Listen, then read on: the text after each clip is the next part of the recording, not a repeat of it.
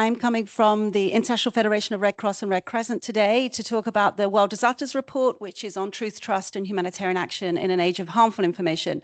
So harmful information is really defined as something which has the potential to cause, contribute to, or result in harm to an individual or entity.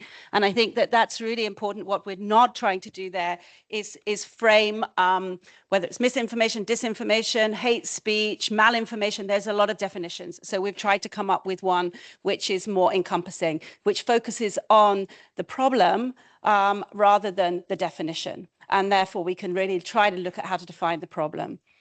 So how has the information environment changed? So 2005, post the Indian Ocean tsunami, is really when information as aid became a term that was more frequently used, partly because of the bottleneck of information that was had enabled aid to reach only some communities, but also humanitarian information about the crisis to only reach some populations. And the notion of the right to information was widely discussed. In 2015 and 16, this is when technology became much more a focus in the humanitarian sector. And there was a real focus then on this being a huge enabler for two-way engagement with communities, with people in need. And in the humanitarian sector, this was going to be a big game changer. The reality in 2025 is that that right to information is contested. Technology is now creating this explosion of information.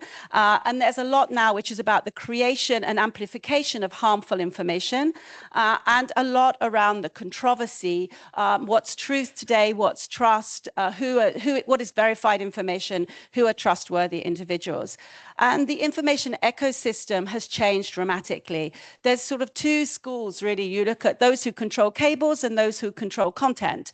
And if you look at that, those who really focus on controlling content, often more autocratic states, see that as a key factor of sovereignty. And those who control cables, so the infrastructure, much more focused on really looking at how you control the means by which information is provided to people. And I think these are merging as the notions of what is sovereignty around information are changing, but I think they're two important distinctions. So what are some of the trends in harmful information that have come out of the World Disasters Report? So who are organizations, humanitarian organizations, really communicating with today? And I think that means before it was really donors, it was people that were affected by crises, as well as the key stakeholders who could influence access and acceptance and trust. Whereas today, they're communicating with anyone in the world who may have a position on any humanitarian crisis, not necessarily linked to the crisis. There's also diminishing trust in institutions, and trust in the non-governmental sector has decreased, and that's really problematic, and that trust is actually being undermined. There are also accusations against the humanitarian organizations regarding how they're working, who they're working for, and what they're doing. And those accusations are very difficult to respond to, particularly on social media where words are limited, but also, again, coming back to the notion of neutrality, not entering into controversy. How do you respond to those things when you're trying to maintain neutrality? And harmful information is also fueling discord and intolerance. And I think that is where communities are coming together around a lot of different themes where people are incredibly convinced about their position and focusing on that position and fueling intolerance and discord between different communities and different groups. And then there is a range of different threat actors. And these threat actors range from states, criminal groups, alignment between states and criminal groups, but also disinformation as a service. And there's a lot of money, there's a lot of investment in really fueling this notion of disinformation or harmful information as a service. So what are the consequences?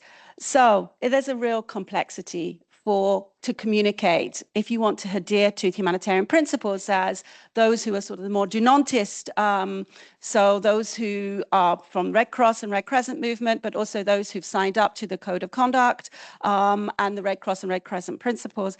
And I think those humanitarian principles, particularly neutrality, impartiality, independence, and humanity, are really difficult to communicate. We've heard a lot about neutrality already today, but first I would say the primary fundamental principle is humanity. And what we're living in today is a world where dehumanization and intolerance are actually cultivated. And that is very, very difficult. So the first principle that has to be lived by is humanity. And neutrality is in service to humanity.